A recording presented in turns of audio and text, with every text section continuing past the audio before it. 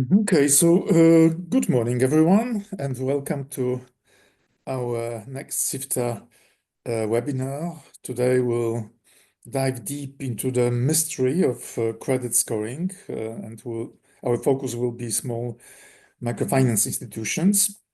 A few words about the logistics. The webinar will last about 2 hours. It is recorded, which is one of the requirements of the sponsor, and that is the European Commission. We will share all of the presentations with you after the webinar, and of course, as always, we encourage you to ask questions. Please use the chat function. You can also make yourself visible and speak to us. So please use one of these options and make this session as interactive as possible.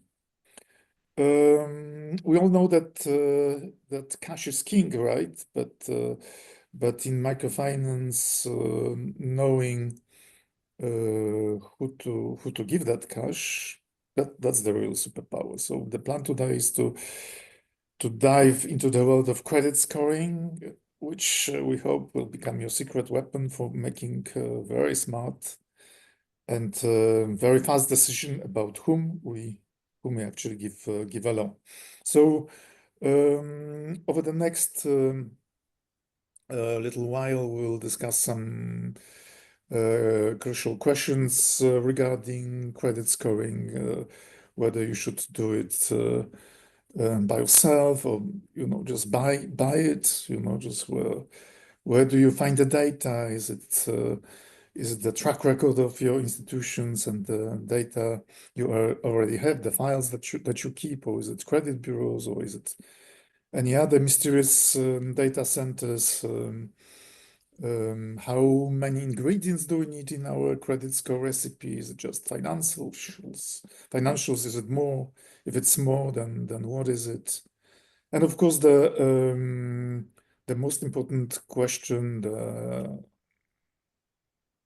million question is the score the ultimate boss? Or is it wise to keep those credit committees sometimes? So let's get scoring. And I am delighted to introduce our expert, Artur, who already has offered us 2 webinars in this mini-series that I informally call the Essentials of Microfinance. On Monday, we had a webinar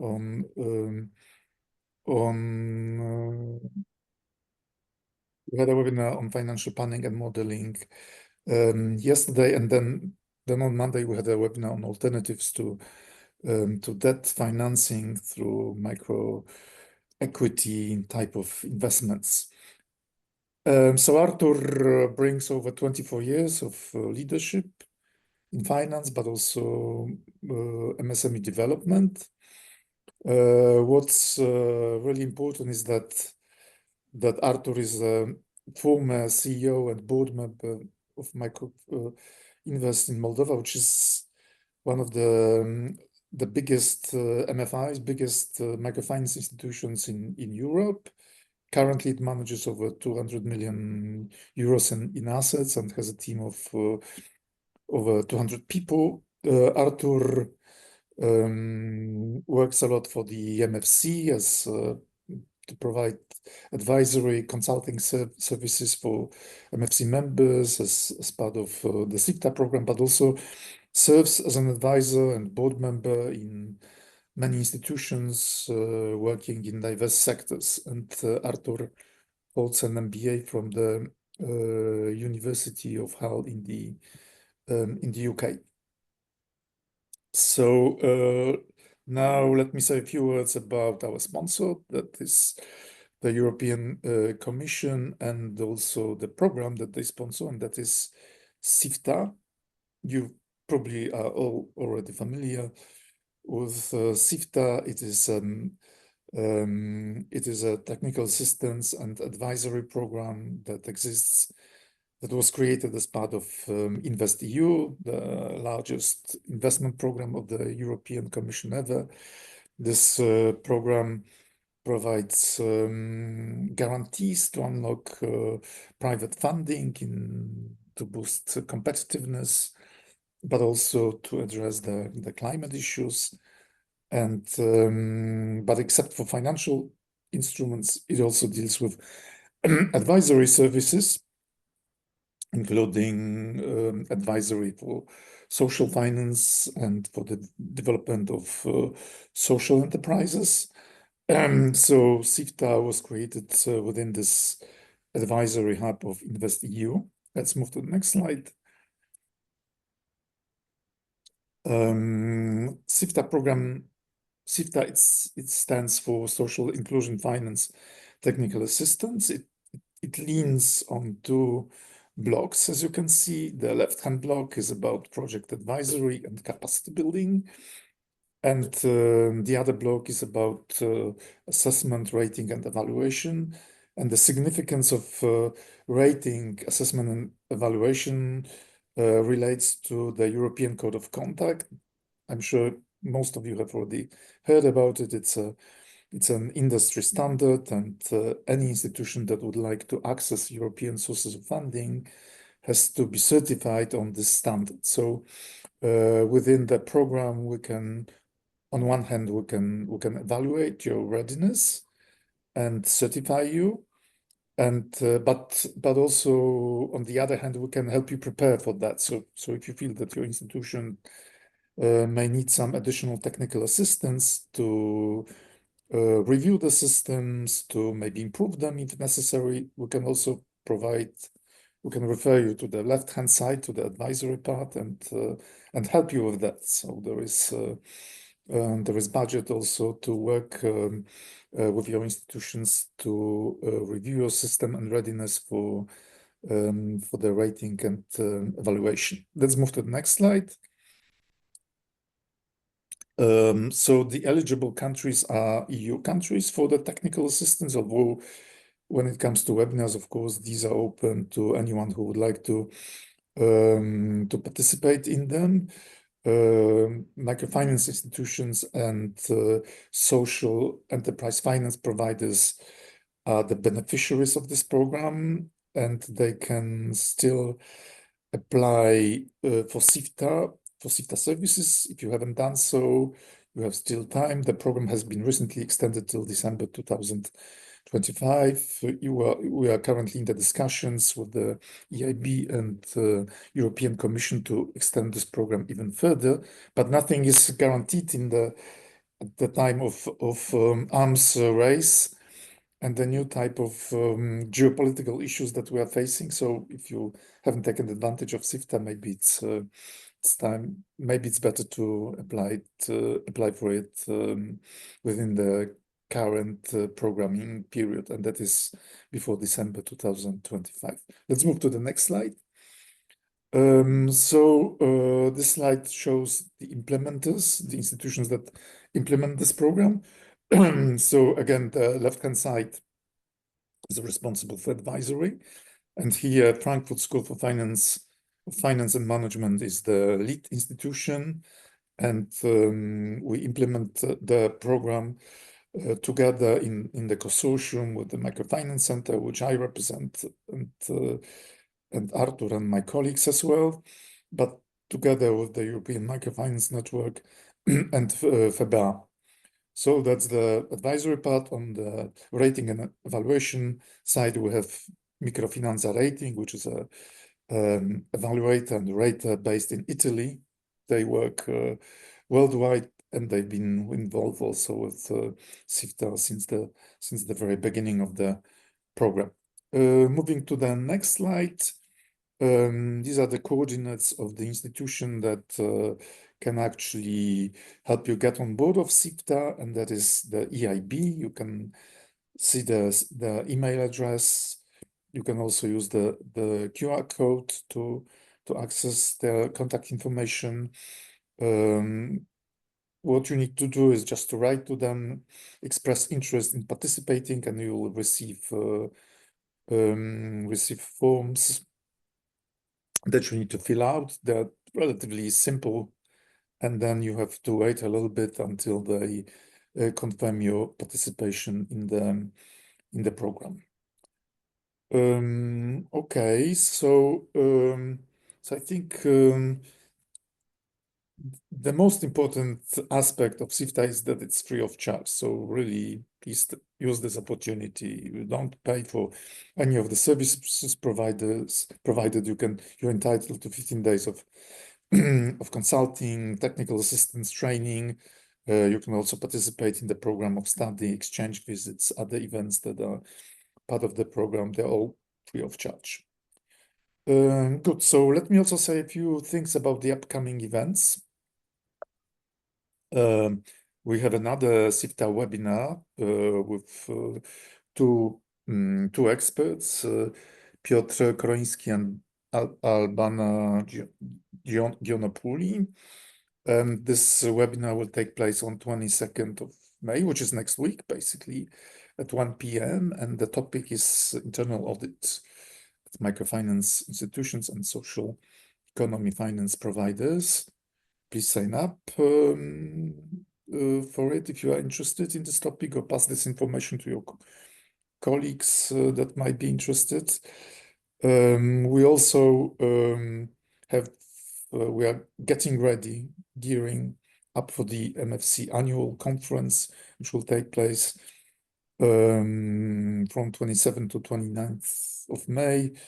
As I have mentioned on the occasion of other webinars, there is a great agenda that you can check through the webpage, a great range of speakers, including very interesting keynotes. We'll discuss the current geopolitics and how they affect microfinance, and the topics that are currently at the core of microfinance, that is climate change, gender topics, etc. Are they still valid? So what's going to be happening to funding?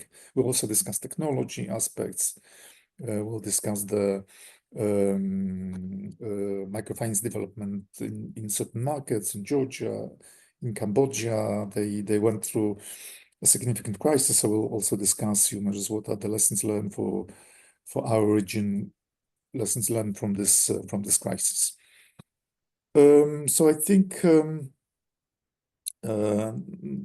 this is it about the program and the upcoming event. I've already introduced Artur, and I have a quick question to him before I pass the mic over to Artur. So, Artur, the $1 million question. Good morning.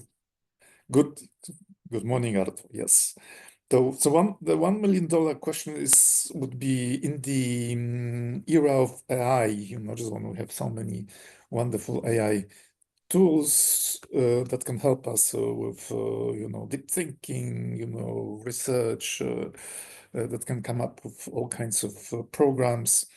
Could we actually ask ChatGPT or Gemini or Copilot or just DeepSeek or any other AI system to create a credit scoring model for small MFI? What do you think? Yes, that's a provocative question. Yes, we can.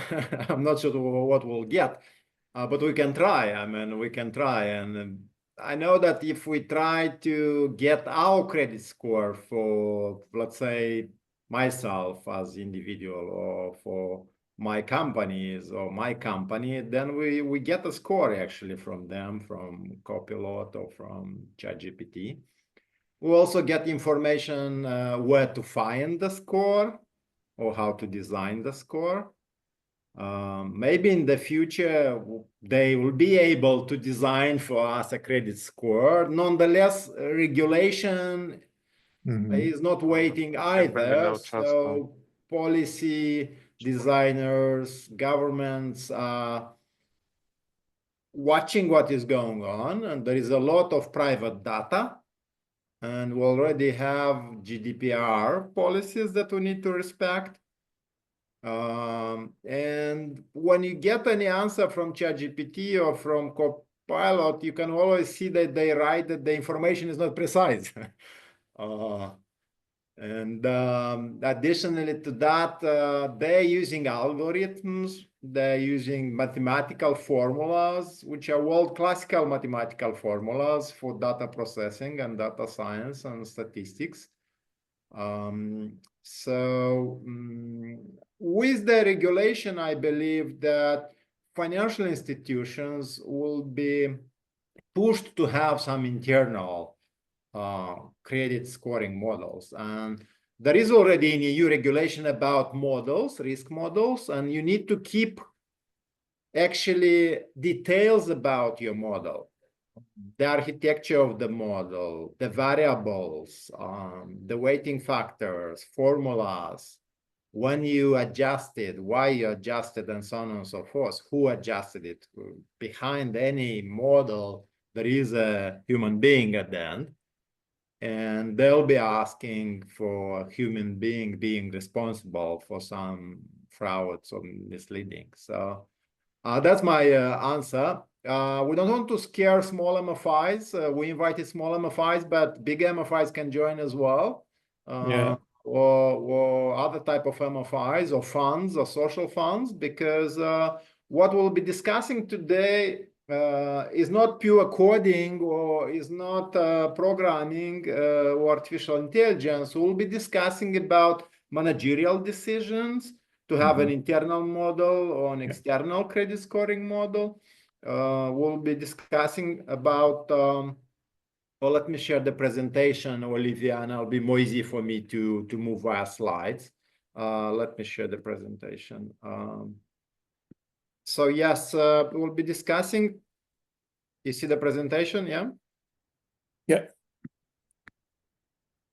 Yes, we We'll be discussing about some definitions. What is this credit score and what is credit scoring modeling?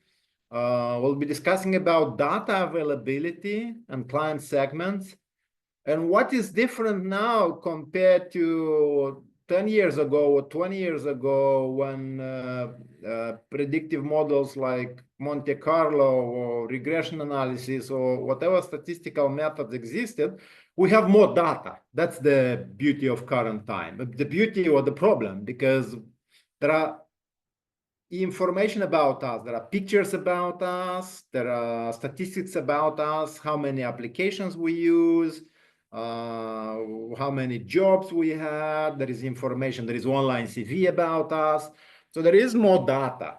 But how to process all those data, and what is relevant data and what is not relevant data, okay?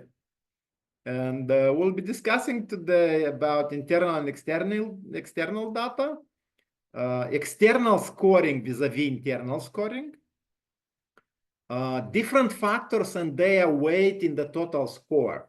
That's very important.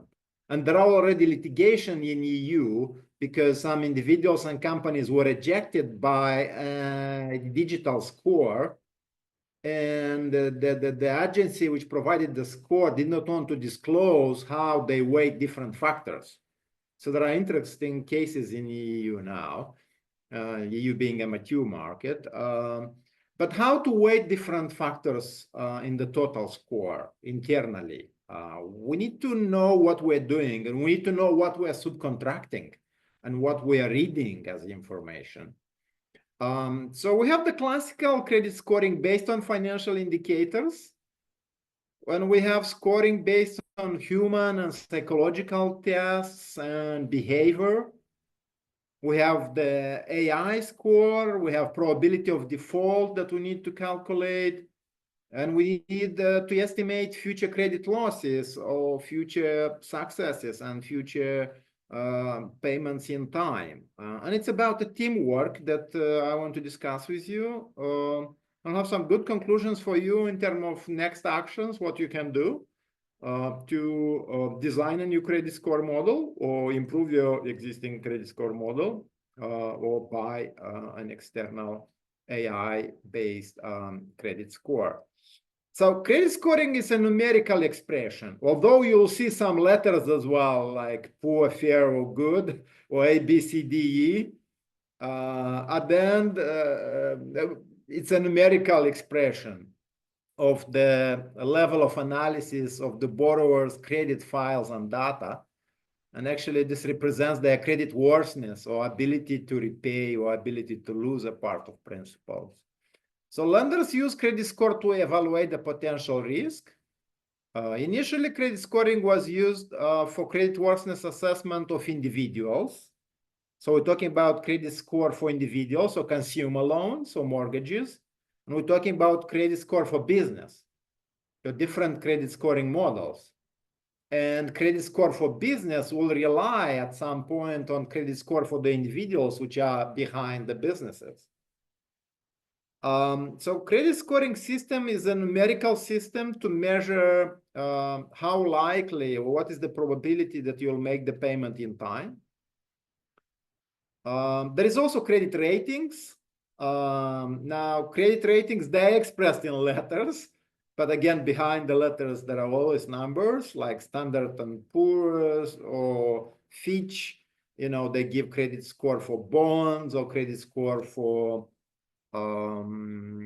country, you know, so they'll measure in some letters like AAA bond or AAA country risk.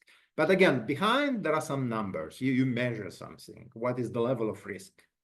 Is it high level of risk or medium level of risk or no risk at all? So okay, you have the definitions here.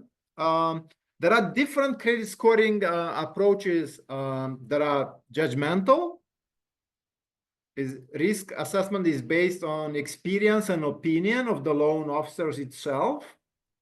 So the loan officer visited the client, who observed some aspects, so it's an opinion of the loan officer.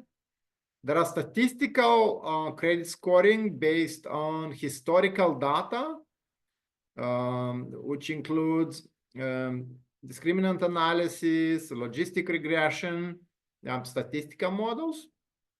And then non-statistical, non-judgmental, which include a variety of operational research methods, as they call now neural networks. And neural networks, it's a nice sophisticated word, but it's more like pictures, text, everything you find in internet, and it's not a number and it's not an opinion. Sounds, that's pretty interesting. Actually, I was talking with one of my friends about some equipment for hearing. I never looked in my phone or laptop about the equipment for hearing.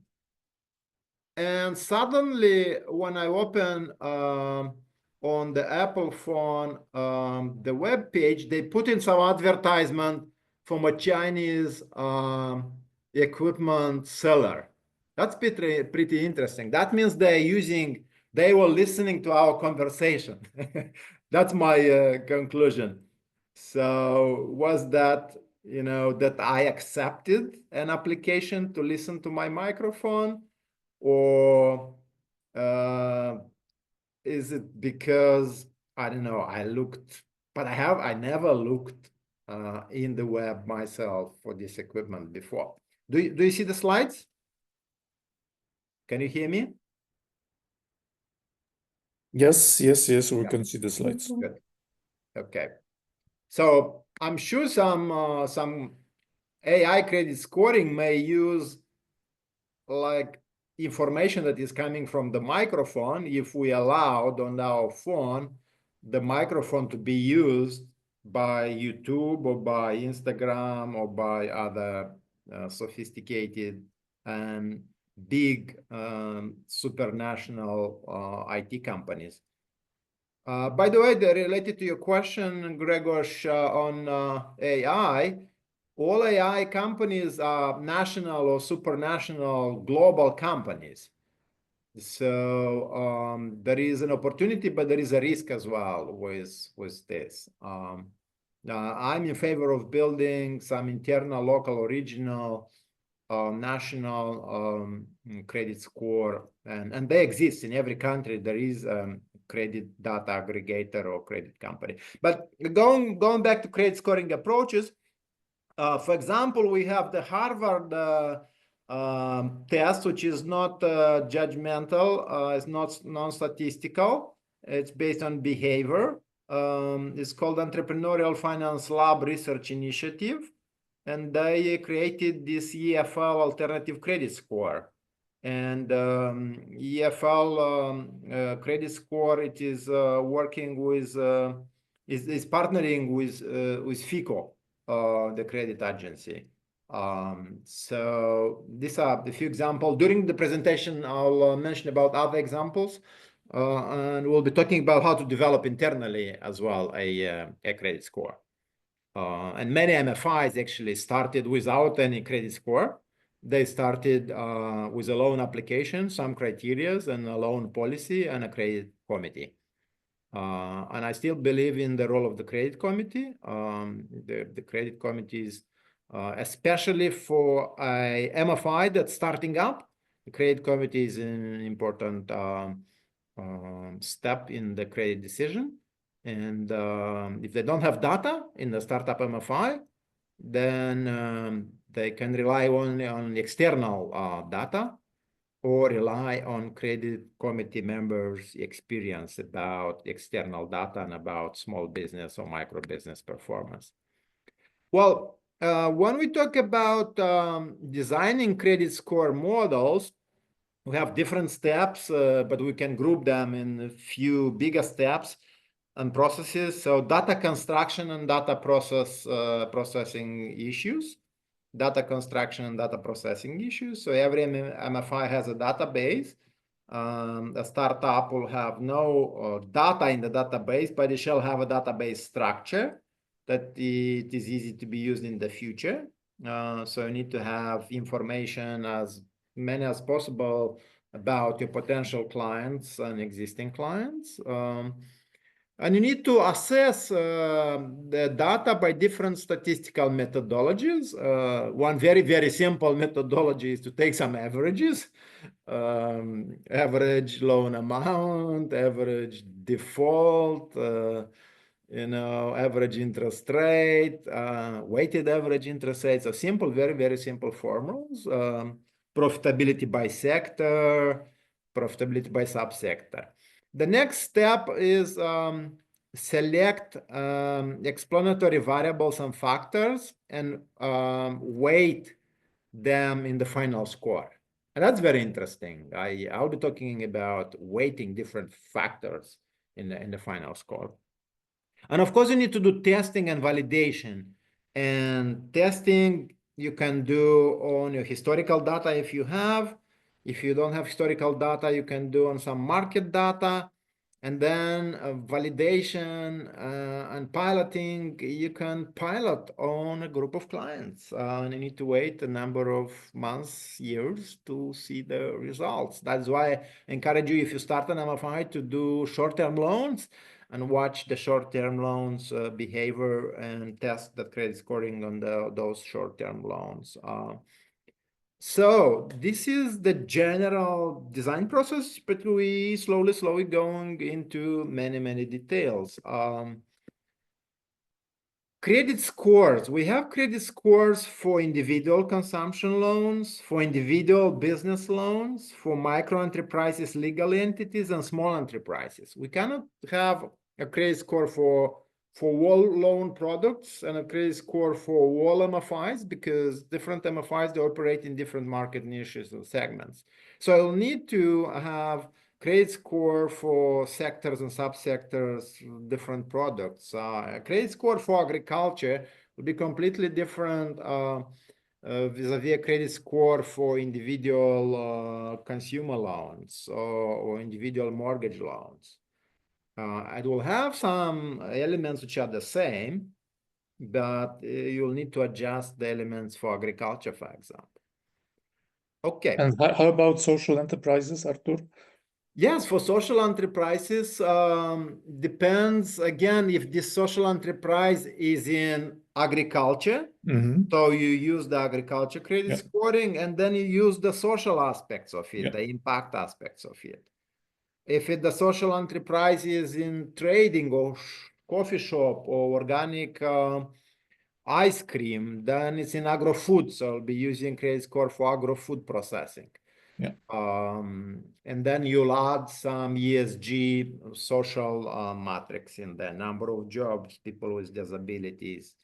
It's interesting that MFIs basically started with the mission to work in the unbankable sector, to work in those niches where banks are not covering the needs. And by having a score, you actually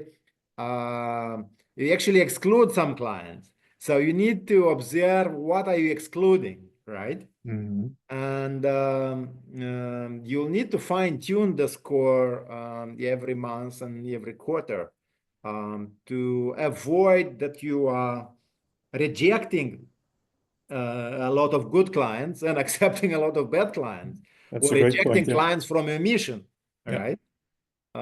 Again, we discussed about mission drift several times. Many MFIs are stating job creation, but microloans are creating only one job. So there are a lot of other products and other clients which can create more jobs, right?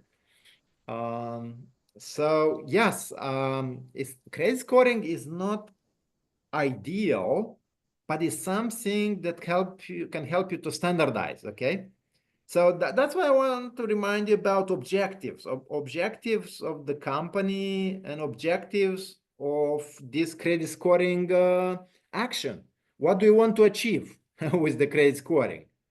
And your objectives, as compared to other objectives, shall be specific, measurable, achievable, and time related.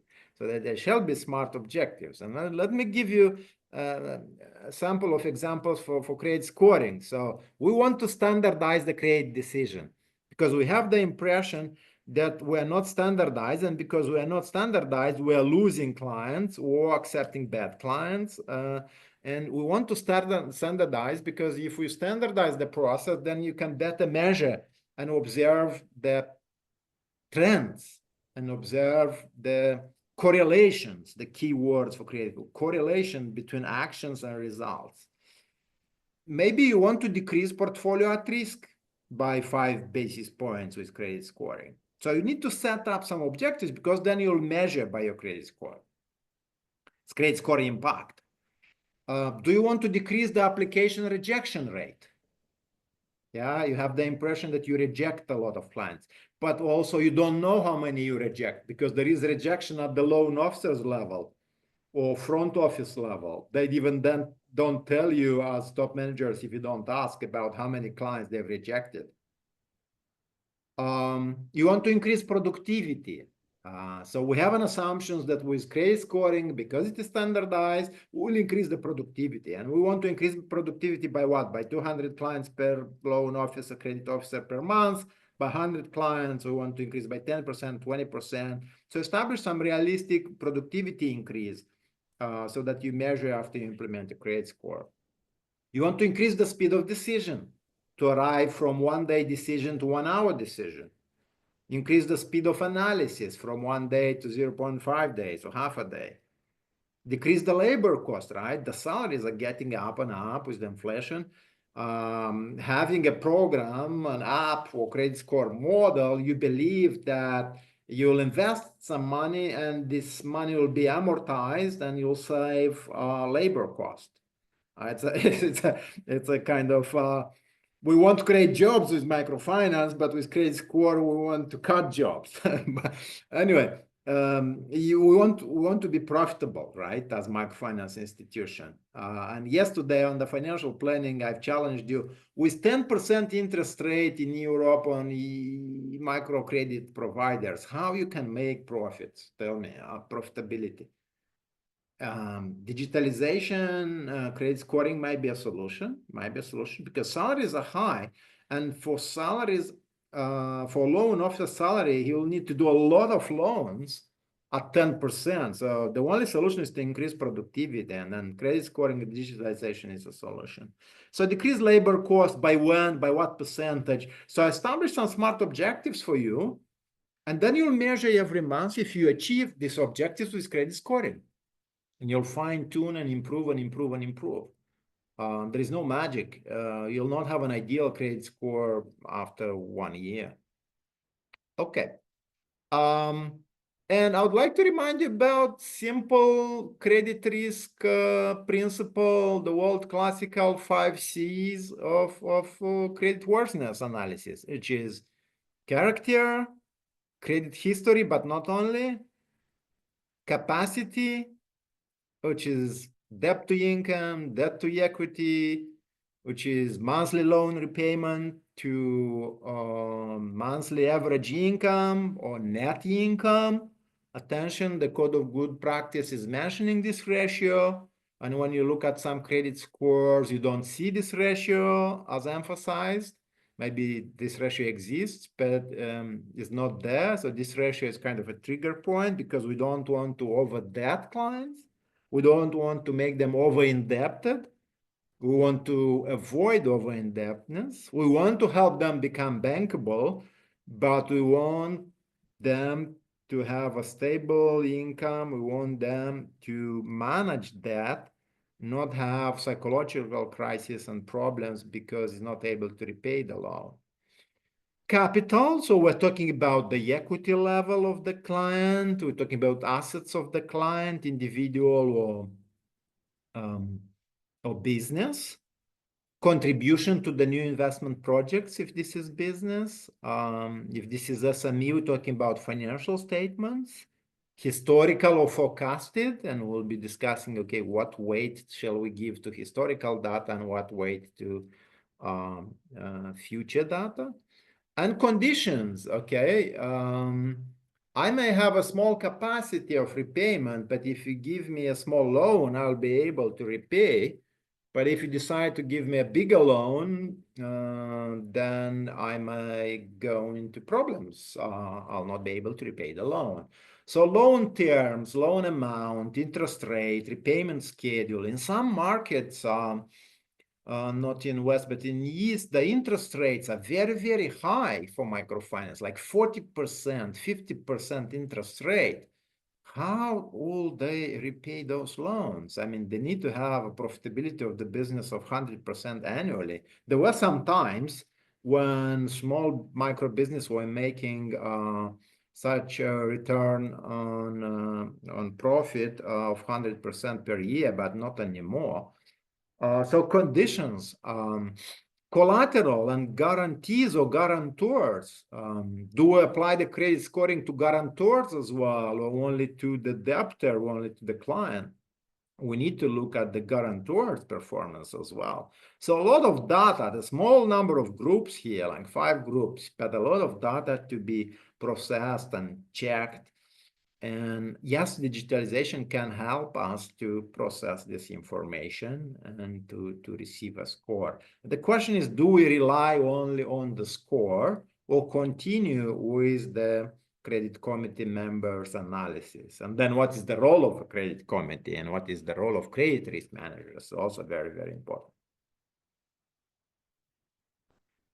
By the way, if you have questions, feel free to write them in chat or even when I'll offer the possibility, please feel free. Will you give us a few hints how the role of the credit committee changes if an institution decides to keep it? Of course, just when you have a just viable credit scoring model, just how where its focus should be and just how it should evolve. Yes, if the credit committee members participated at the credit score design, testing and implementation and validation, and they are satisfied with the results, then they can delegate in a way to the credit score and loan officers and risk officers, and they'll be looking only at bigger amounts or looking at collection and recovery results, because in some institutions, the credit score is also, the credit committee is also a collection and recovery committee. MFIs are small institutions, like 2-3 people are deciding about everything in that institution. So they have a role, but they'll have more role of fine-tuning the credit score and monitoring the implementation of the credit score. So avoid like relying on one IT person that is developing the credit score. It should be oversight and supervision by the credit committees. And EU regulations for banks, when it comes to different models, not only credit scoring models, but risk models in general. They're also talking about governance and credit committees and risk committees that need to supervise the development and implementation of the models. So the credit committee will not revise applications in the future, but credit committees will be more revising the results of the credit score and the new changes in the credit score model. Okay. Okay, thanks. Thank you. Yeah, it was a pleasure. Okay, data availability. So internal data, if we already have a small portfolio, let's have 1 year portfolio, 1 million euro portfolio, we have some data. Now the question is, where is that data? Is it on paper? Is it on the web page database? Is it in core banking database? Is it centralized or not centralized? You need to ask your questions where the data, but they exist. Demographics, the age of the applicant, the education, family members. That data exists somewhere in your MFI, but it's not centralized. Centralize it, okay? Legal form of the enterprise. Individual enterprise, patent, registered, not registered, LLC, geographies, village, urban area, peri-urban area, rural areas. So different client segments, yeah.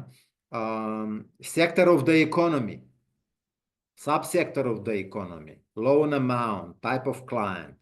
You add as many data as possible. Client financial statements, like cash flow, profit and loss account, balance sheet, financial indicators. Do you do financial indicators for your business clients? Well, you need to, at least some financial indicators. And here's the challenge. The world classical credit risk specialists will say, if the entrepreneur is good, he needs to deliver profit. He may not deliver profit in the crisis, but in 3 years, in 5 years, he needs to deliver profit. So basically, they say that financial indicators are showing the entrepreneurial good behavior. Now, compared to AI, which says, we'll analyze my applications on my mobile, we'll analyze my behavior on the web, what video I watched, what film or cinema or music I'm listening. Yes, there is a lot of data about me, but is it relevant? Is it really relevant to my capacity of repayment? Now, if I have a budgeting application in my iPhone, and if I have my bank application, and they see my spending statistics and income statistics, that's good, yes. But are they legally allowed to have access to the data or not? That's a big question. But yes, the most relevant data is my income and my cost and my assets. If I'm a startup, I'm graduating tomorrow, I don't have assets. I don't have, except my laptop. I don't have a business. I'm starting. Then, yeah, the question is, what do we analyze? Do we analyze my achievements in the school, in the university? Do you analyze my hobbies? Do you analyze if I achieved anything in the sport field or in culture and art field? So you analyze some behavior and achievements, yeah? Financial indicators are achievements for business, but there are other indicators which are achievements for my life. And at the end of the day, there is some info about a student which wants to borrow. Students are unbankable, they are unemployed, they want to borrow from MFIs in Europe, but how do we analyze them? Of course, we'll not have financial indicators, so I need to look at demographics and education. Client repayment track record with the company, because we're talking about internal data. If he has no loans, then there is no client repayment track record. That is why some microfinance institutions are promoting their products as, okay, take a very small loan, 1,000 euro, 5,000 euro. You spend it on what you need. You buy a new laptop or you buy a new bicycle to deliver on Glovo, and you build a track record. So that was always a competitive advantages of microcredit providers in Europe. take a loan, build a track record, show some results, and then you have a positive track record and you will have a score. Your score will be a good one. So these are internal data. So the issue with the small microfinance institution is that demographics and information about the applicant is in the application, and this might be in the web database, and the web database is not communicating with the portfolio management software, which is a different software. It's a different application, not one-line application. So if you have a core banking system, everything is in one database. But again, depending on the core banking system, you need a database. And for those really, really new to this, you imagine Excel with different fields, different columns and rows.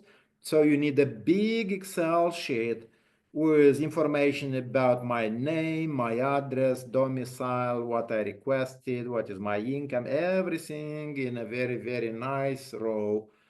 Long row, many data points, 1,500, 250 data points. Those that want, I can send you an Excel. I can send you an example of Excel with a database for small MFI. Okay. All right. Electronically available and processed in one central database, vis-a-vis available on paper, separate files, separate computers, or even in separate branches. So you need to diagnose your situation, okay? Now, external data. What can we find externally? We can find a lot of data, but what is relevant is payment track record from the credit bureau. Sector and subsector average production and financial data. Yield per hectare, profit per table or square meter. Tons of transportation, price per ton for transportation services, if you active in transportation service. So you need some minimum productivity, production, profitability data, sector and subsector. And client financial statements. If I'm not a startup, or I have 3 years financial statement, or even 1 year financial statement, that's good. If it is available publicly, and it is available, you're getting from the data credit aggregator or from the government, then you take that information. You take the cash flow, the PL, the balance sheet, financial indicators. Yes, that's for small MFI. So imagine one client which has 10 trucks, applies one line or via mobile to you. You're checking on him. There is financial statements already for 2023. For 2024 is not yet available, so there is no external data. You need to ask him or her about 2024 financial data, and you collect them electronically if it's possible. If not, then you'll need to input manually. But that nowadays, I don't imagine that there shall be electronic forms of financial statements in majority of countries. So diagnose your situation and your country and your region to see what's going on. Can you hear me? Do you see the presentation? You following me? Yes, we Yeah, can see the presentation. We can hear you. Great. Okay, let's continue. Now, you imagine you started, as I said, you have 1 million in portfolio or 10 million in portfolio, and you have sectors and subsectors of the economy. I hope you collected that data. If not, you need to recruit a student and go back via all your applications and collect sectors and subsectors of the economy, subsectors of agriculture, subsectors of trade, of industry, and compute some averages, monthly inflow, outflow, and net cash, but also profitability and other financial indicators by different criteria like geography, size of business, micro business, and micro business you can split as well in different categories, because micro business is up to 2 million euro. You can have like 50,000 euro sales, 25,000 euro sales, 10,000 euro sales, 500,000 and so on. Loan amount category, so different loan amounts will behave different. Different clients that borrow different loan amounts will behave differently. So you need to have information by loan amount category. Then historical profit and loss, the same criteria, but a different indicator like profit and loss, sales revenue, cost of doing business, operational cost, admin cost, and losses. And you calculate this and you have your own database, your own internal statistics. So when a new loan application comes to you via branch or via online channel, for agriculture, for growing apples or tomatoes, then you immediately know that in your portfolio, the average per hectare or per, I don't know, square meter was 10,000 euro for tomato growers, average profit or average sales revenue. But this new applicant is showing only 5,000 euro. So your Excel or your credit score model, which can be written in any programming language, will show you immediately the variance and will allocate a score to this new a score vis-a-vis average performance. Okay. Okay, let's now move to credit scoring based on financial indicators. Financial indicators, again, it's important, and I'm in favor of financial indicators. For any small business, any small, micro business, you can calculate a financial indicator, a simple one. I just showed you here Standard and Poor's ratings for corporations and for bonds. They're using different letters and they're using like return on assets. We need to know how much money we make, return on assets, total debt, debt to total assets, long-term debt, short-term debt. Instead of profitability, they're calculating EBIT or EBITDA, earnings before interest and tax, and earnings before tax, depreciation and appreciation. And operational cash flow. So you're also looking for cash. Is there cash in this business or not? If there is no cash, okay, how can he generate cash in the future? So if you're an MFI that works with startups, you'll not have historical financial indicators, but you'll have future financial indicators.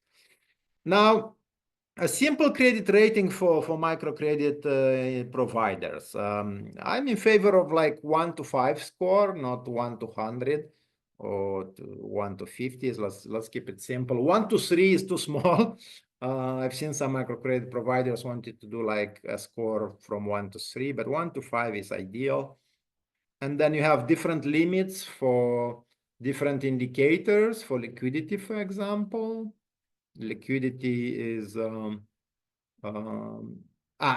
you need to decide for yourself, 1 is the best score or 5 is the best score. So if it's 5, you approve the loan, or if it's 5, you reject the loan, right? So clarifying the policy, because it might be misleading, okay?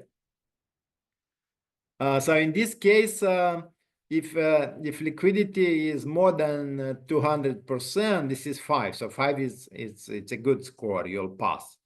With 1, you'll not pass, okay?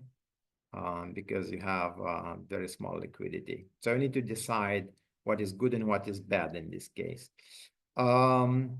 Let's look at what, for example, liquidity, you know, this ratio, there are 2 forms of liquidity, debtors and creditors. You know, debtors, clients which are not paying in time, but paying in 30 days to your client.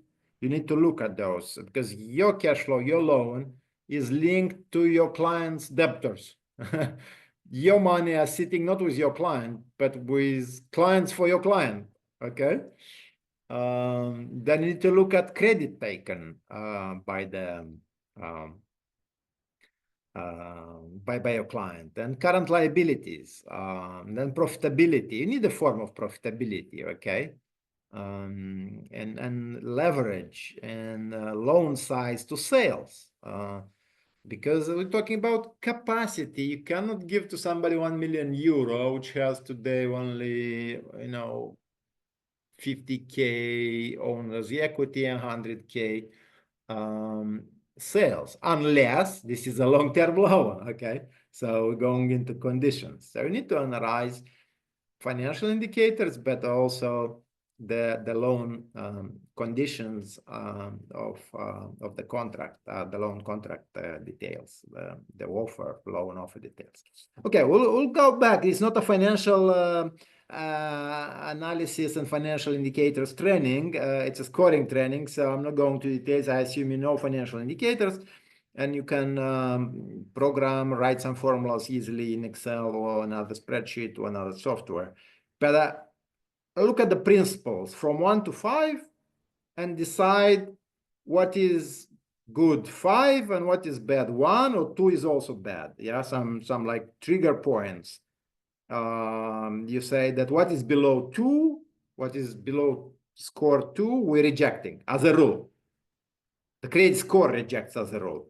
But maybe for the first years, you want this dossier still to be looked by credit committees parallel, just to understand if the credit score is working, okay? Okay, let's continue and we'll see how all gets together, all the puzzle becomes into a nice picture, a nice competitive advantage for you to succeed. Don't underestimate growth ratios. Is there any growth? Is the profit growing?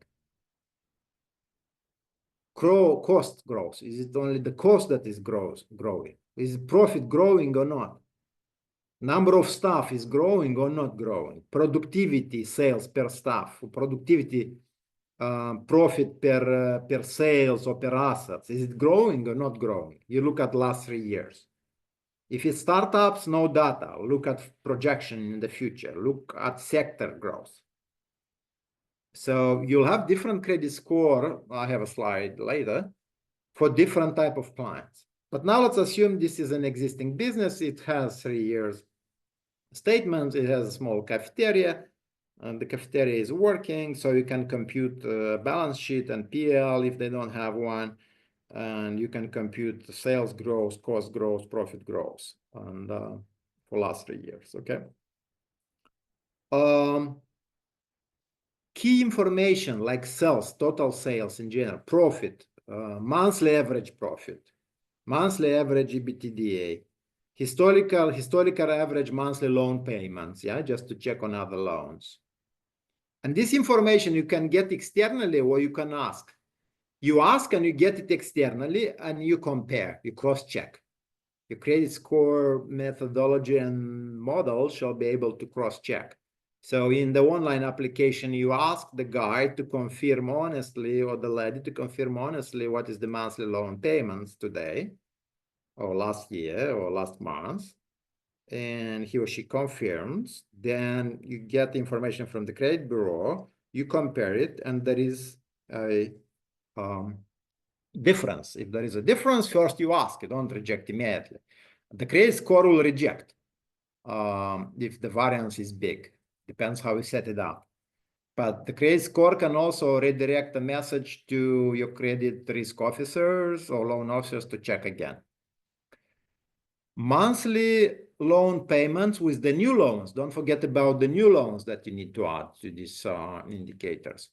And then you calculate monthly loan payments vis-a-vis profit, or monthly loan payments vis-a-vis EBITDA or operational cash flow. These indicators are key to avoid over-indebtedness. These indicators are in code of good conduct. These indicators will be checked by national bank supervisors, your lenders. They need to see that you have such a formula in your credit scoring model. You have such an indicator in credit committee policy rules that credit risk department is checking on this. So that you avoid over-indebtedness. So better we recommend to one of our potential clients to get a job first than to give him 25,000 K loan, which he'll not pay because there is no chance. Okay, so simple growth ratios. So very simple. Sales is growing or not? It's going down, okay. If your mission is to help second chance entrepreneurs, then their businesses probably will show negative growth.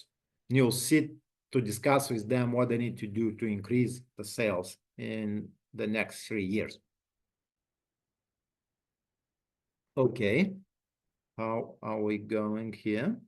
We're doing okay. I would like to ask Olivia to put the poll. We have a few questions from you, dear participants. Would like to hear your views on some aspects. So first group of questions, Olivia, can you put the poll? Yeah. Okay. Of course. Yeah. Thank you. So, do you have a credit score model or algorithm for the creditworthiness analysis? Yes or no? And then, if you have it, is it internally developed or external? Okay. And then please scroll down. There is the third question as well. What credit score are you using? If you can name the company or the application or the software, that'll be good. If it's external credit score, if you can name the application, the software, or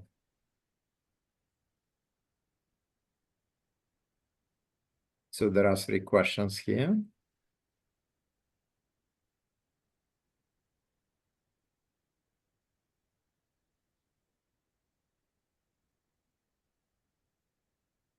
Is there the possibility, Olivia, for them to write the name of the software or not really? Yeah, yes, there Yeah. is. Okay. Good. So what do we see so far?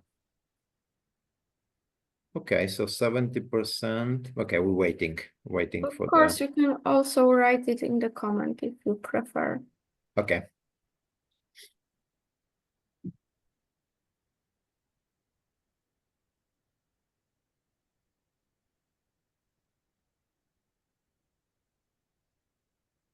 We're waiting a few more minutes. Dear participants, there is the third question as well. If you are using an external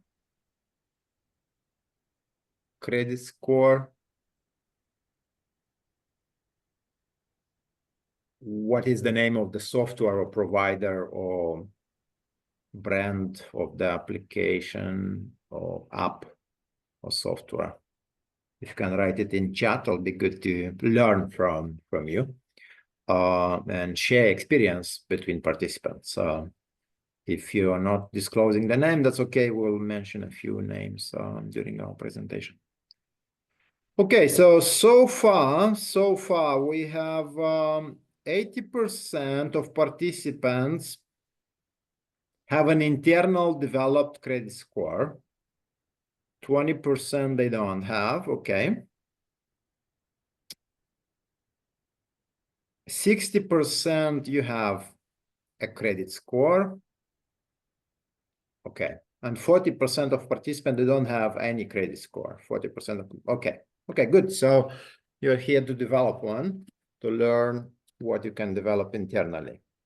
Good. If you want to share the name of the software you are using, please write it in chat. Okay. Appreciated. Thank you very much. Okay, we continue. We continue with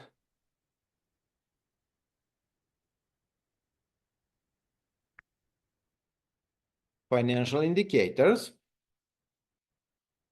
growth indicators, okay? And you look for last 2 years, 3 years, depending on the type of the business and depending on how many years the entrepreneur was in operation or the business was in operation. Now we have the same ratios which I mentioned above, and you need to rate them between 1 to 5.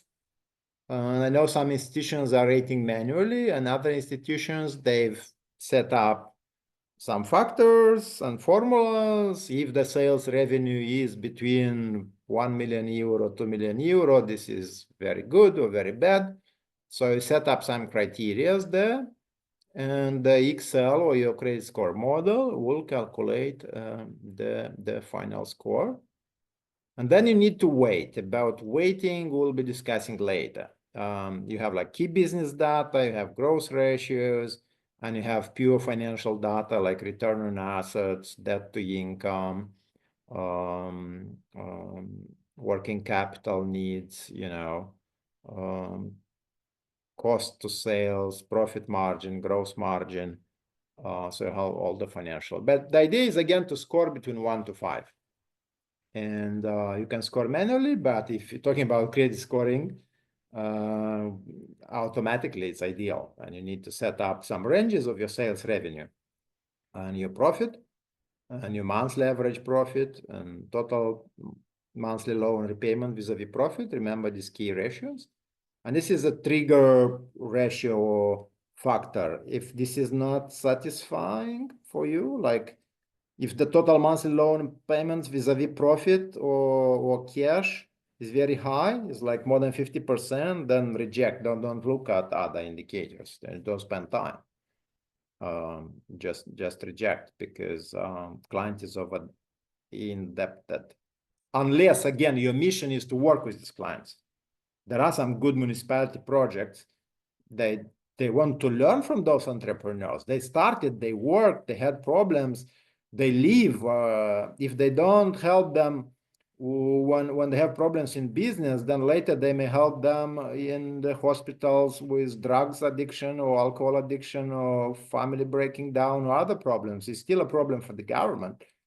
So if there are participants here which represent different government level or municipality level, it's good to have a program to help entrepreneurs which bankrupt or which went into big debt to equity ratio, big debt to assets ratio. Okay. All right, financial ratios. You score it. It's simple. Any questions so far? Can you do it? Yes? No? I'm sure you can do it. If not, you can subcontract a statistician or you can subcontract a student which is doing okay with Excel and can write some if formulas or some average formulas, simple formulas in Excel. Okay, you're interested in AI. We'll be talking later about AI. Let's see what... Okay.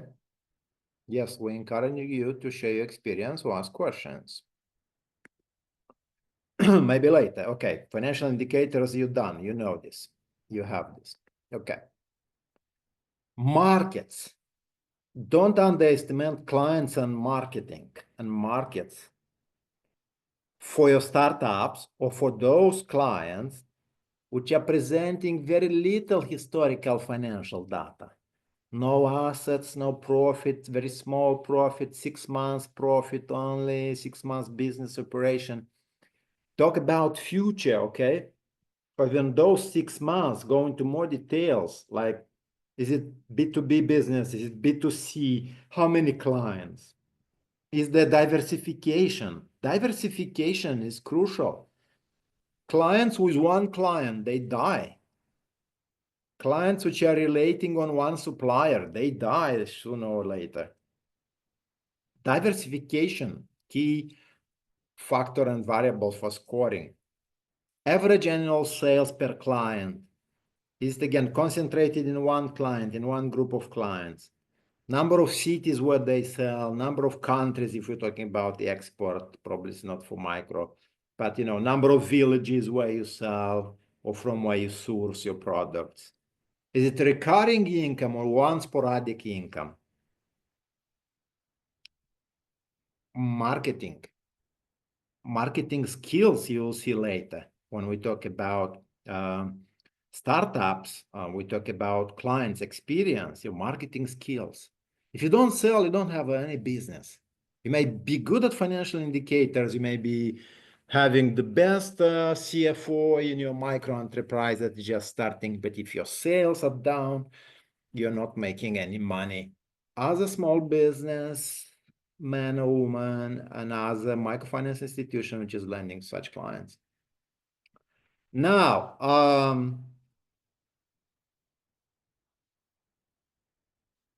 small business is related or is linked or is concentrated on the owner's experience, on the manager's experience, which is the owner, on the production manager, which is the owner. So what we want to do, we would like to score the owners of the micro enterprise. And we score the owners of the micro enterprise by asking some questions during the online interview or face-to-face interview, or collecting data from LinkedIn or Facebook, or any data about the work-life experience. So we have here several criteria, like relevant experience, character of the persona. Is it dynamic? Is it slow? Is it motivated? Is it ambitious? Now, if you have face-to-face interview and you visit their business, you can observe. So we're relying on loan officer's observation and credit risk officer observation or branch manager observation. If you don't visit, you'll need to buy some Facebook data or Instagram data, or just ask some questions about what they have achieved in their student life or last 5 years. So you ask a question about achievements in the application. And if you see some achievements, you can conclude, you can correlate that that person is an ambitious person, can achieve something in life. If not, then they're not entrepreneurs. They're good followers. They need a job, and you can recommend to them without hesitation that maybe they need to consider getting a job first and getting a personal loan or consumption loans. Credit history, external and internal again, because if I borrowed already from you, I have a credit history with you. If I don't work with you with your MFI, I probably worked once with a bank or with another MFI or fintech, or probably I don't know, took a phone. I bought a phone, not took a phone. I bought a phone in installments from telecom provider or internet provider, or all these big telecom companies. So maybe we can buy some information from the telecom companies on startups, on youngsters, entrepreneurs which do not have credit history with banks. Marketing, sales, and clients, already discussed details, but there are more details here. Financial statements and indicators we discussed, and then we have a total score. Now the question is, how do we weight here? Do we do the same weight factor, the percentage for each factor, or are we giving like more into financial statements and less into character and persona? And here's the dynamic aspect of the credit scoring models. If the business is in operation, you rely more on financial statements. If it's a startup, you're relying more on the character and persona, okay? And relevant experience for the business. Do I know to prepare coffee if I start a coffee shop? Have I employed? Have I learned? Have I attended any trainings, any certifications on coffee shops? Any certification on doing massage or becoming a fitness trainer? So these are elements that can show you that the client the client has a higher probability of performing well and repaying a loan. There is no assurance. There is no assurance for future. Nobody gives you assurance for future. Okay. How much time do we have? We have time, yeah. So weighting different factors. Internal data sources and external data sources. What's your opinion? Shall be 50-50? Shall be 70-30? Shall be 30-70? How can we decide on that?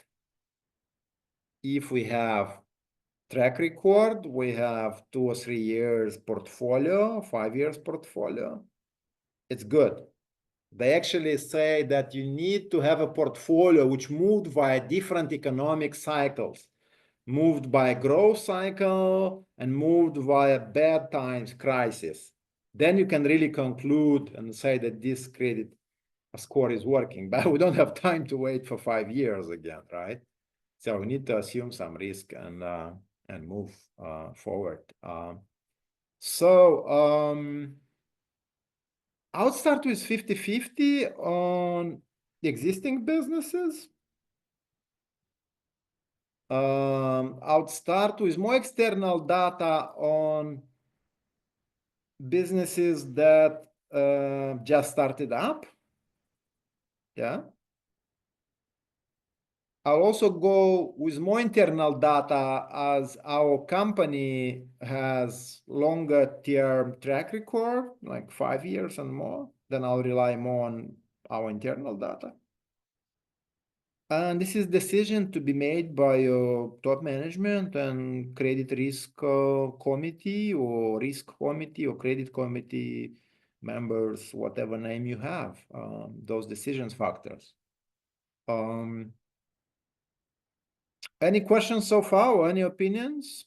How have you done in your models, in your institutions? Because a big part of you answered that you have a model. You have a credit score model. We do have one question. Yes, okay. So the question is for MFIs serving farmers. Okay. What type of credit scoring models can be implemented and what variables should be considered in the development? Our goal, decrease portfolio at risk. And this is from Alexandra Alexandra Greco. Greco. Okay. Okay, good. Very good question. In agriculture, the objective is to decrease portfolio at risk.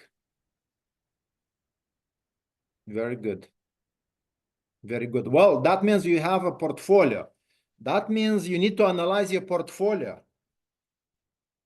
You analyze and find the correlation between loan amount, loan collateral, and financial indicators you used.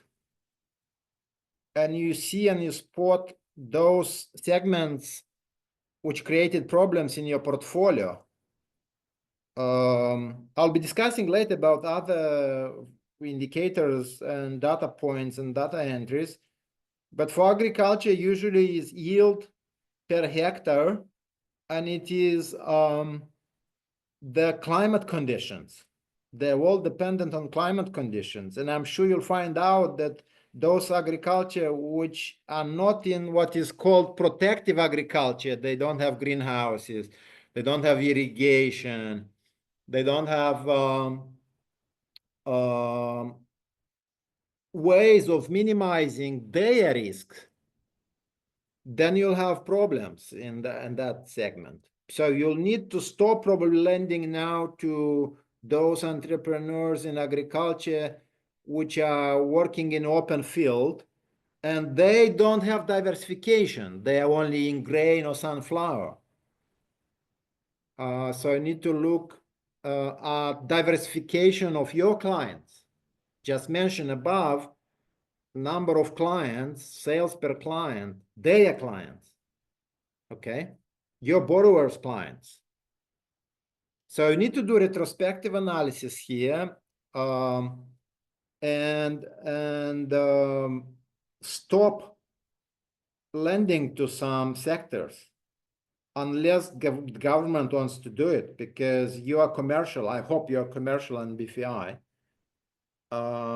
If you are socially oriented and BFI to maintain jobs in rural areas and you get subsidies from the government, that's one way. So you need to learn from your own portfolio. Additionally, loan amounts. If the crisis is coming and you see that there is less precipitation this year, lower the amount vis-a-vis the total sales and total assets and the collateral they are pledging. I know you need to meet your targets, sales targets, but lower the amount. Okay. Lower the maximum amount you can lend per one agro client.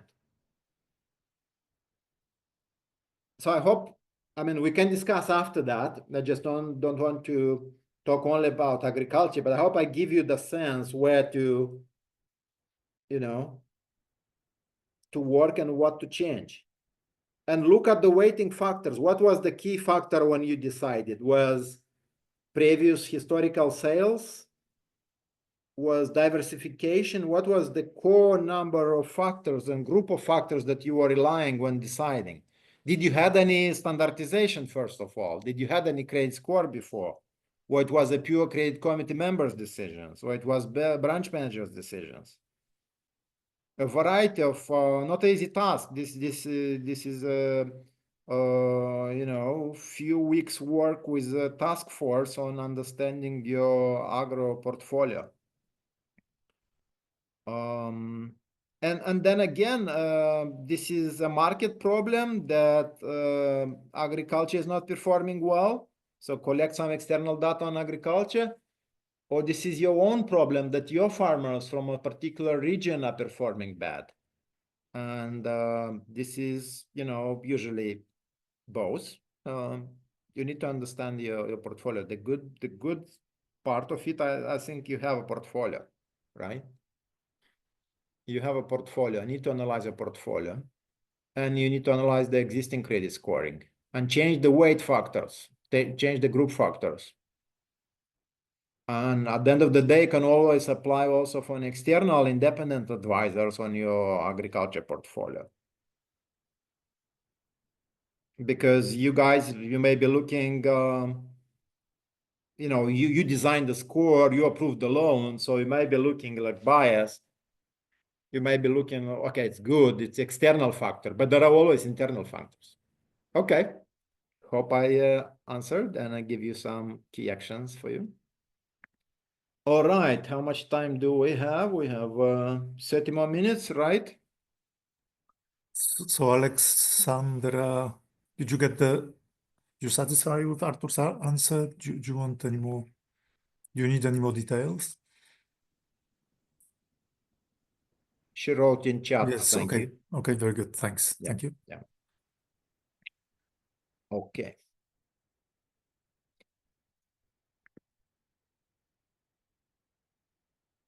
Weighting different data sources and different factors and group of factors. So adjust your credit model, or is it adjustable automatically? Do you have a dynamic credit score model? Adjust with the changes on the market, crisis, growth economic, precipitation, or crisis in some agro sectors, or, you know, transportation sector. Adjust manually or automatically. If you compute average return on equity and sales growth per coffee shops subsector or per sunflower subsector or sunflower oil producer from external data sources, and it is automatically linked every month in your model, then your credit score model, it is automatically adjusted. But if it is not automatically adjusted, it is not a dynamic credit score model, then you'll need to get back to your formulas and adjust it. But keep the record, please, for top managers which are participating here. You need to have a register of all the adjustments. Who is the custodian? Who has the right to adjust? You need to avoid operational risk. You need to avoid frauds, okay? So you need to keep a record of all the manuals and all the adjustments. You need to have a manual, as we talked about financial planning or new product development. You need to have manuals, okay, and policies. This is EU standards now requiring by every national bank or supervisor, okay? Again, adjust it to the type of client, startups or early stage or growth or restructuring businesses. For startups, weight more on experience of owners and managers, and future plans, level of competition in the field, competitive advantages. If there is very, very high competition, and I know in agriculture it's happening in some sectors, in some villages, when somebody starts making profit on onion, everybody puts onion, plants onion, and then the price of onion goes down and nobody makes money. So if the level of competition is very high, you don't provide any loans to farmers producing onion, you provide loans to farmers producing garlic or ginger. So you look at diversification and concentration. Remember the basics of credit risk management. Don't keep all your eggs in one bowl. And it's the same for your clients. Is there any diversification on their level? Reject clients with diversification. Again, we want help unbankable. That's always, I mean, this mission drift is always in my mind. We need to have and help unbankable people, but at the same time, we need to reject clients, right? Okay. Relevant experience evaluation matrix. So like no experience, little experience, average experience, good experience, excellent experience. So you have different criteria here and you have the score, like somebody with 10 years of experience in agro-food or in coffee shop or in transportation or in furniture production is always better than somebody with 1 year. It can be also a case when a person with 10 years of experience gets bankrupt. And in microfinance institution is happening, you know, look at clients with 2 or 3 or 5 or 10 loans in microfinance sector, and at their 5th loans, they have problems because the loan amount is bigger and something happening on external markets.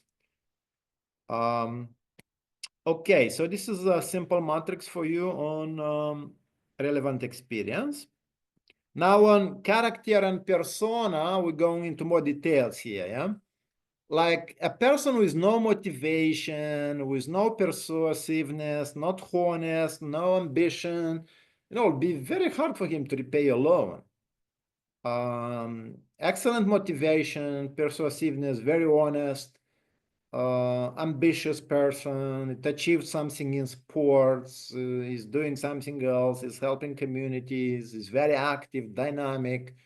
Again, we don't want to exclude people which are not dynamic, but if they're not dynamic, they need to show something else. They need to show collateral or co-signers or abilities, other abilities to make profit, okay? And entrepreneurs are usually dynamic people.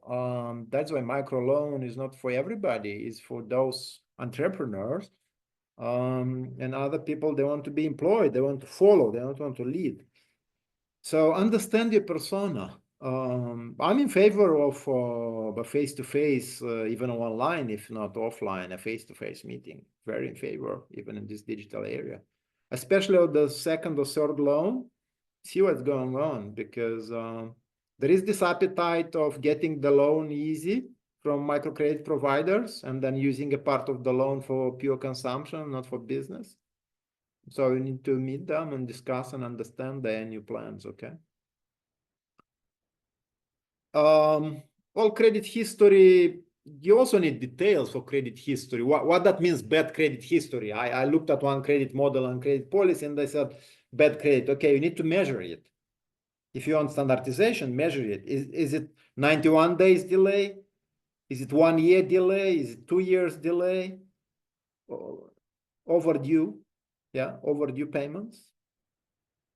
And what is good credit history? Is it good with more banks? Or even if I had like 90 days delay and I repay, shall I be excluded? Or you'll accept me? I mean, you need clients. Look at those clients which had some problems and repaid. They learned something. They'll be good clients. No credit history. That's an issue, okay? No credit history. Give a small loan to have a credit history, right? Build a credit history with your MCP. Good credit history with one bank, good credit history with one MCP. Avoid clients which are credit shoppers. They have like loans from everybody. They borrowed loans from everybody. They're good for learning competitors, yeah? Maintain networking with them, drink coffee, learn about your competitors from them, but don't give loans to them because they will default. They defaulted on other loans, will default on your loan. Unless I need to say this because this program is for social enterprises, social finance providers as well, unless you have a municipality program or government program to support second chances. Second chance entrepreneurs, they also have the right to do business, and we need to help them. We don't need to exclude them. Marketing knowledge, very, very important. Marketing knowledge. So what's happening with those farmers in the case it was mentioned, they're not able to sell, the price went down. Do they have any marketing objectives? Do they have any selling skills, customer knowledge, measurement and control? How do they control their sales? I mean, some farmers for a while, they were relying on one buyer, which was coming to the village, buying everything in cash, and suddenly that buyer is not coming, or suddenly that buyer is a monopoly. And farmers, they don't have experience of selling directly abroad, which they can do actually. There is open market everywhere, even in Eastern Europe, they can sell abroad, but they don't have experience of selling. So they were concentrating their sales on pure distributors and wholesalers, and suddenly something changed and they're not able to repay. So that's marketing knowledge. Ask some questions about marketing knowledge when you discuss or interview or collect data about your clients. Any experience with marketing data and competitors' data? How you look at this in your loan application and loan analysis and credit analysis tools? My impression that this is underestimated, is not used very often. It's also not easy to use, it's hard, but I would like to hear some opinion. Dear participants, you still with me?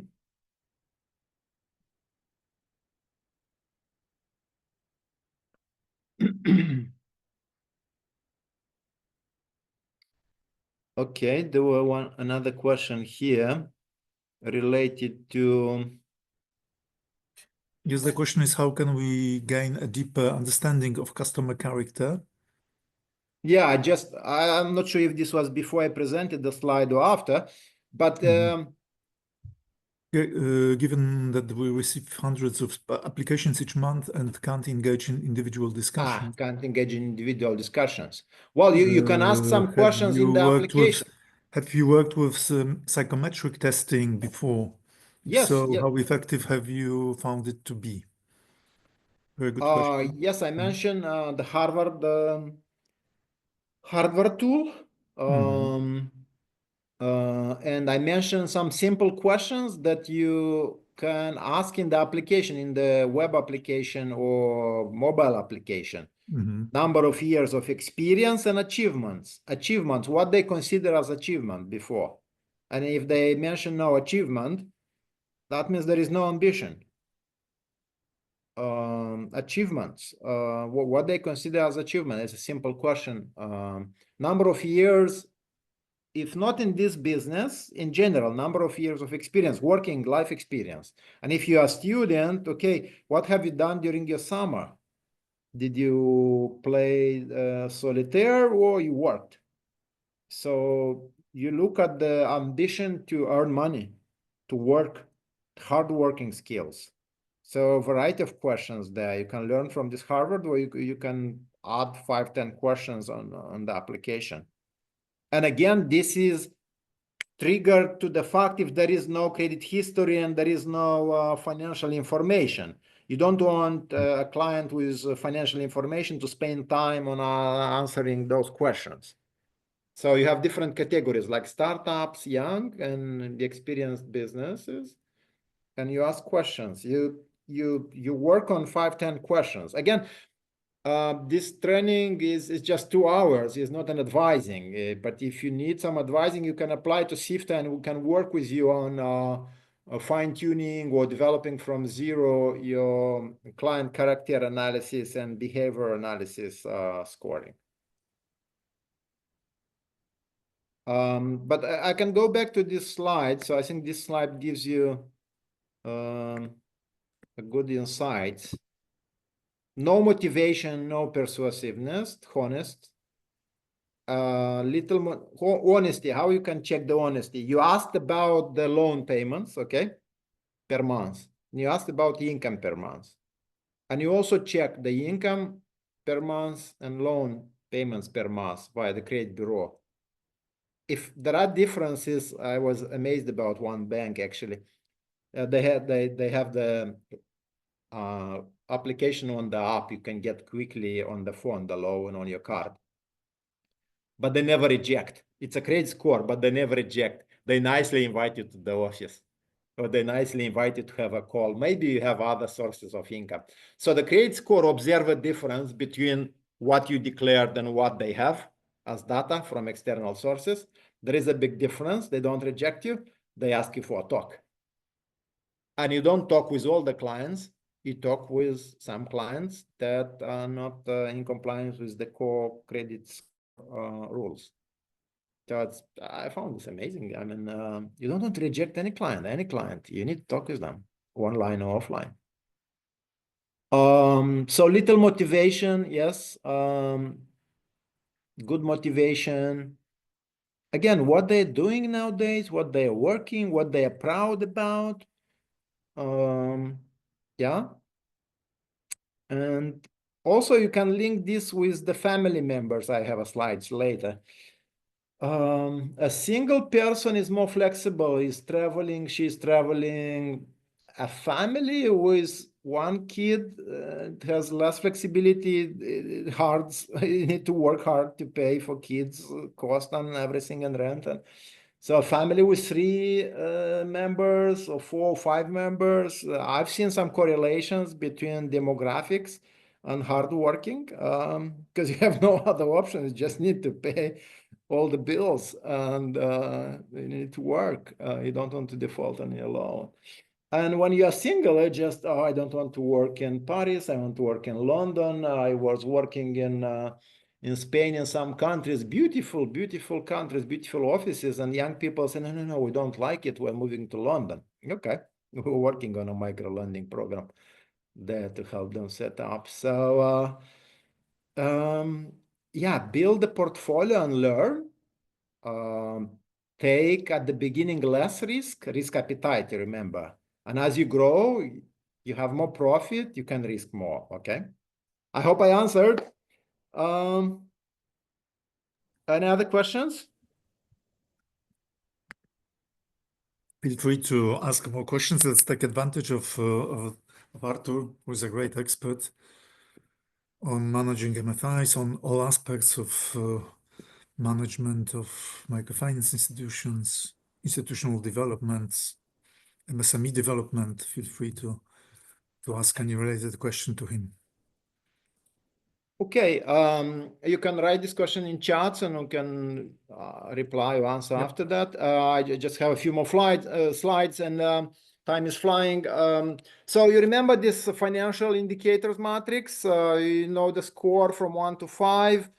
Remember about monthly loan payments. Monthly loan payments vis-a-vis monthly net operational cash balances. Yeah.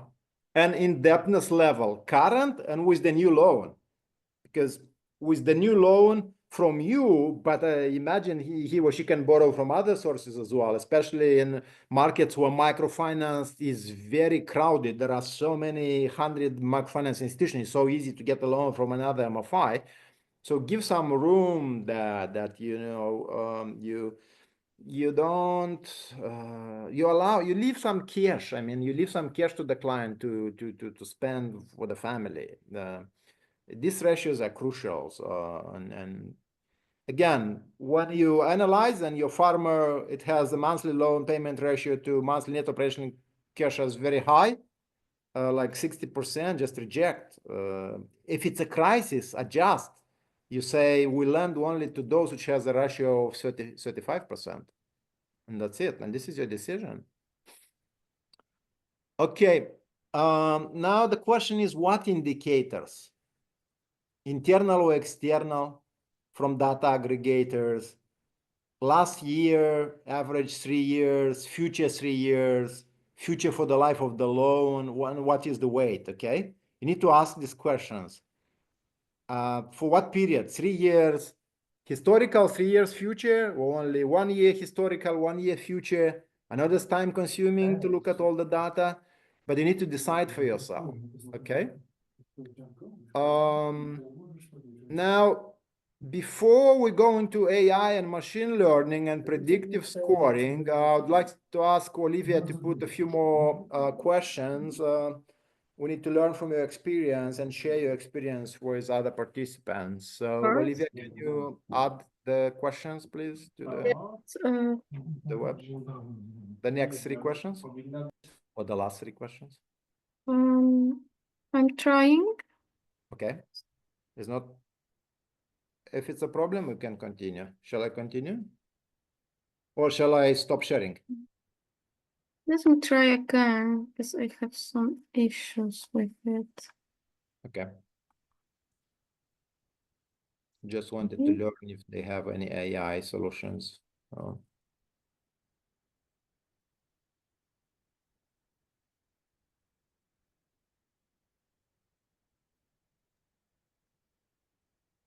Maybe if you have any AI solutions you can share, you can switch on Okay. the camera. If you tell me, Olivia, when you're ready, I continue with AI. So basically, AI scoring, it's a promising solution for the future. Everybody is looking at this. It's promising. It did not show yet, like massive results everywhere and everybody switched to AI. Still, banks and supervisors are looking at this. But it's also a credit score that evaluates how well a bank customer or MFI customer can pay or willing to pay the debt. AI also looking at total income, credit history, transaction analysis, work experience, user behavior. They're also looking at these factors. They're just looking differently because they have big amount of data. They can read your WhatsApp information. They can read your PDF in your email when you signed for free Google email or a free Yahoo email. You actually accepted a lot of rights. You actually offered them rights to read your information from the emails. So they have more data. But also data is not very precise. I mean, if there are financial statements there, is it always every month you receive financial statements on email? If yes, then they can read precisely what was your total income. But you can ask your client to give the monthly income as well, right? AI can check and compare, what you have in your budgeting application in your phone, if you have a budgeting application, or number of contacts, yes. So they can see if you are playing solitaire or having only bet games and applications on your app. But again, you may be a good loan on businessman. You just like those games. AI scoring is also based on mathematical model, based on statistical methods. It's just they process a large amount of information.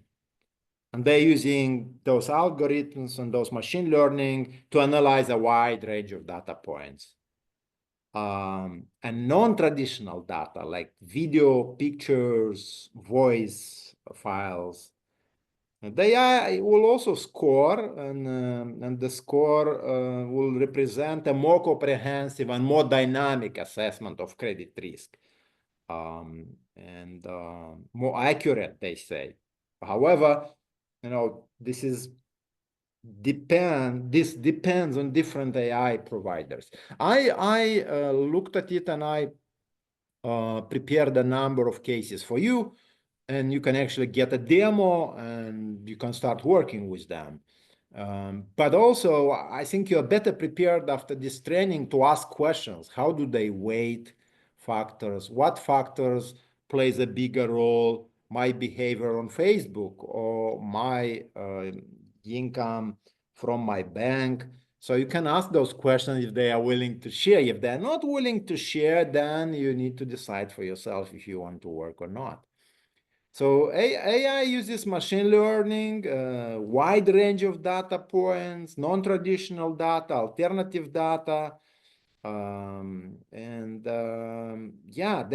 the result is the same. They need to tell you if this client will repay or not. What is the probability of default? And probability of default is like 1 minus collection rate. So what is the chance that you'll pay 100% of the principal?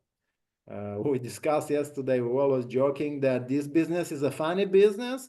If you're lucky and you have a good credit score, you'll earn 10% or 20%. But if you're not lucky and your credit score is not working, your credit committee is not working properly, you'll lose the principal, which means you'll be losing 100%. So it's a tool.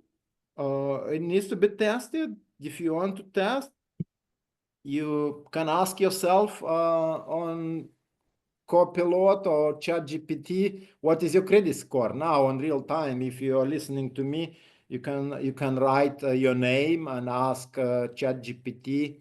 Ask ChatGPT like that. My name is Artur Munteanu. I'd like to hear, tell your name. I'd like to hear my credit score, or can you tell me my credit score? If you have a company, just write your company name and ask the credit score and see what is the result.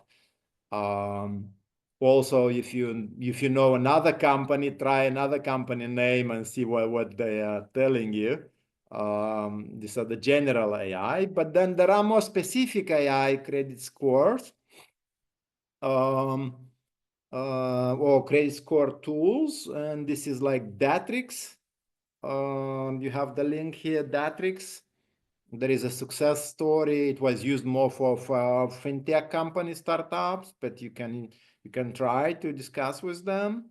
See that demo. Culana, it has credit scoring as well and advising, but it's a sophisticated loan and asset management digital solution.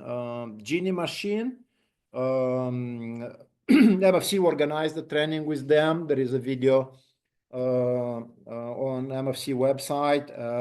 It's good. What is good about Genie Machine is that they can import data from your Excel. Actually, they can process data from your Excel, and they can process data from other data aggregators. And I have a link here to different machine learning techniques. So this is more about statistics and programming. So they're using like mathematical and statistical methods. It's a research paper, so you can have a look and learn what sophisticated algorithm or predictive model you can use. Again, for small MFIs, averages and some basics programming or VBA programming, some if formulas.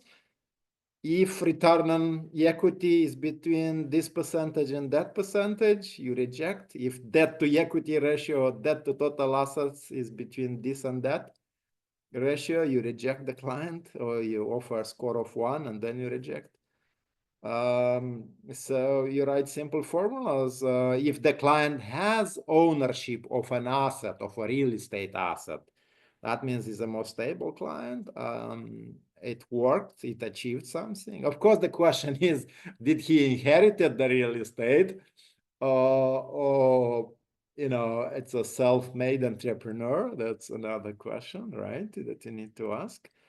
So for you here, several AI providers, AI credit score or credit model providers. They have demo versions. You can sign with them and see their models and their prices, and you can learn. It's continuous improvement for everybody. Okay. A few example of here details about Culana, for example. They also look at sector ratings. They look at financial health. They look at credit history. They look at industry position, management and quality. The management is like for biggest loans, but ownership quality in the sense of skills. Customer base, yes, important to discuss. Diversification, cash flow, efficiency. They also have alternative data here. We need to ask them what alternative data they are checking. Historical business performance. So they have nice data And then I have the probability of default and expected loss of the loan.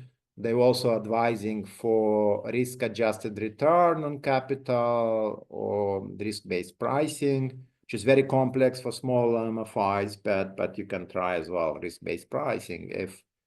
If you know you have a client and you believe that he can repay, but the risk is still high, you can increase the price. But again, increasing the price from 10% to 40% for a client, it increases the risk in itself.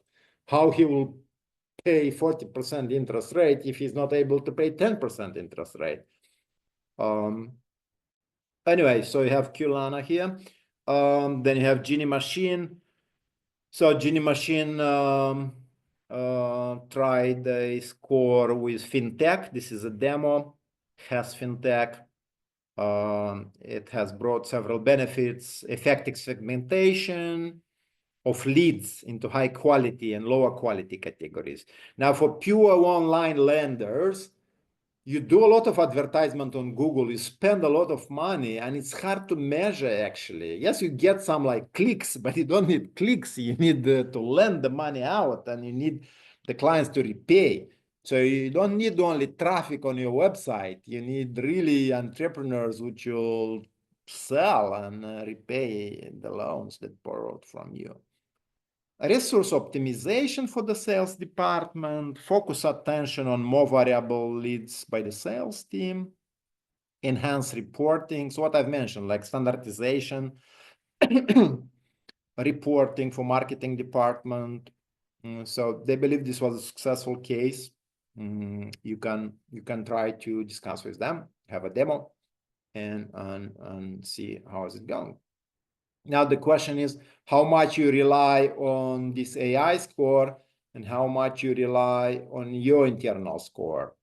Do you rely completely on AI, or you have AI, you have your internal score, and then you have your credit risk and your credit committees? Our 4 level is too long.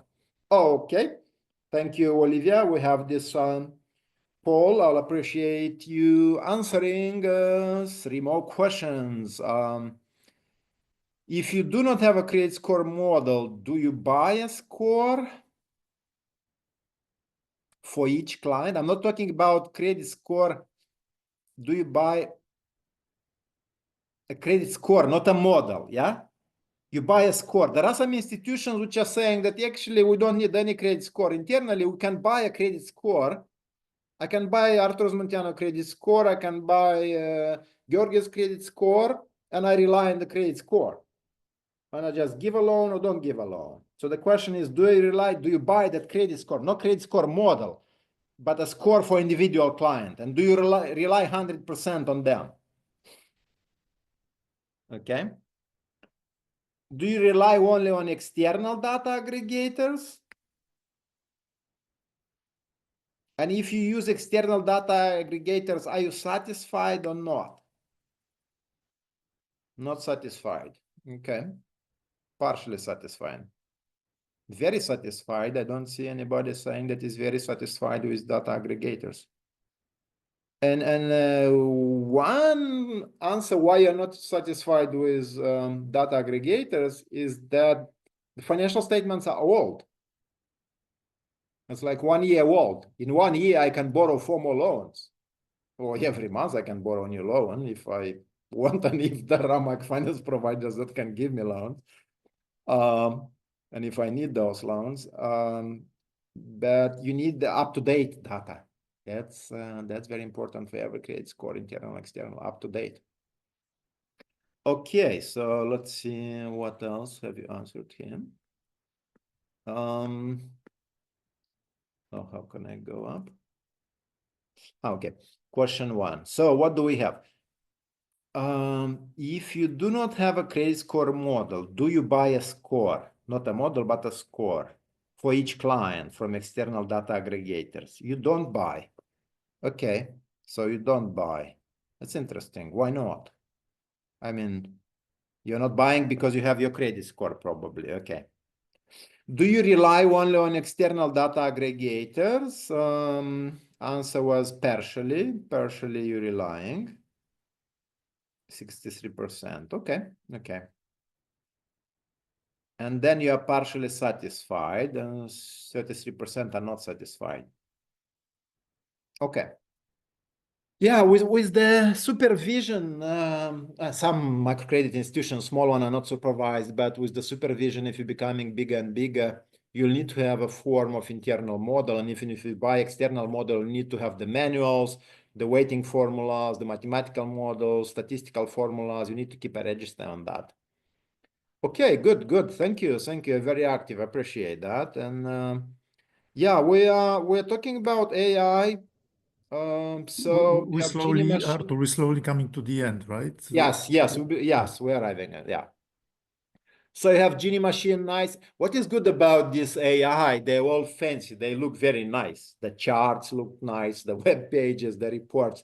But what is in it? This is what you want. That's why I discussed today about the architecture of the, not the coding, but what do you want and what do you need, right? So you need to ask them. And then if they don't have it, they need to adjust.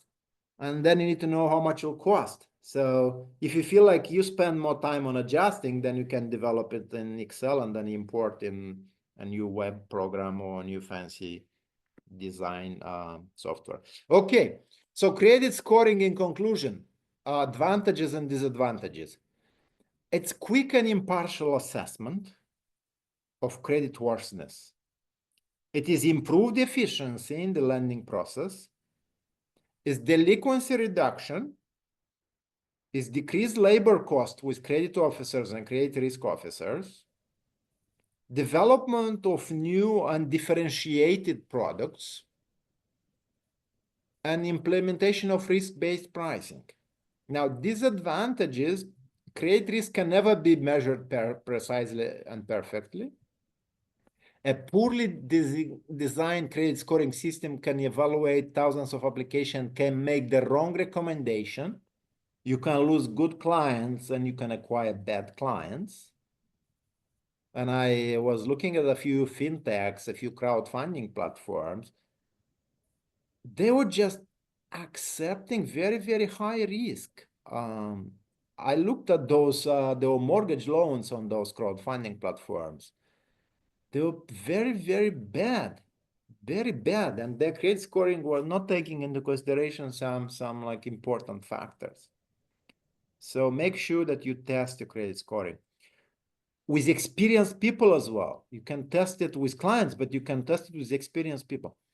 Professionally designed, tested, and validated credit score models can be expensive. And if it's based only on numerical score, then it'll be some disadvantages. Yeah, you need to add other non-numerical questions and factors. So in conclusion, crunch numbers to look for correlations, for patterns and trends, like family with 2 and more kids are paying better. Is that right or wrong? Women are paying better than men. Is that right or wrong? Clients with house ownership, are they paying better than clients that are on rent for more than 5 years or 3 years? Clients that are practicing sport, are paying better or not? Clients with permanent domicile and job. You know, I see a lot of clients like moving, you know, every half a year in a different city. Are they good payers? Moving from one job to another, from one business to another. How many businesses have you changed before? Really, can you become a sportsman in every field? You can lift 100 kilos and then you can play tennis and then you can swim. I don't know. So you look for those behavioral changes. Next step for you. So decide on recruiting external company or recruiting specialist on part-time or full-time base. This is top management responsibility. Recruit a risk officer with Excel and statistical or database management knowledge. Subcontract a statistician. This is HR that needs to do with the top management. Writing the term of reference for external company or job description and action plan for internal person responsible for credit scoring. Compute average data from client financial statements like cash flow and PL per segment, per sector of economy, subsector of the economy. This is internal job. but you can do with the external data as well. Selecting variables, sales team and risk team, database specialist, allocate weights for each factor and group of factors. Testing on historical data from MFI, compare with decision done by credit committee. So you can work parallel for several months or even 1 year, credit committee and credit score. And compare with PAR collection and recovery data. And test again, pilot on 2 branches, 2 different products, 2 different regions, ideally like 3 branches, 3 products, 3 different regions, pilot, and I'm sure you'll have success. And at the end, don't forget about your health and client health, entrepreneurial energy and health, plank, jump, dance. Any questions so far? No, there are no more questions, and we have slightly gone over the time. So, okay. So I think thank you for your insights, Artur. I hope they really provided a solid foundation for the participants to create a very robust, very good functioning credit scoring in their own institutions. Thank you so much for that, and Great pleasure, always. I would like also thank MFC team for organizing this, and all participants for your patience and for asking interesting questions. If you have any more questions on this topic, please write to us, and otherwise I invite you to the next webinar next week, internal audit on 22nd of May at 1 p.m. So thank you so much, and goodbye. Thank you very much. Goodbye. And you. please, there is satisfaction survey. And there is yes, exactly. Olivia. Please take a second to fill it out. Yes. Yeah. Bye. Goodbye. Thank you. Goodbye. Bye-bye.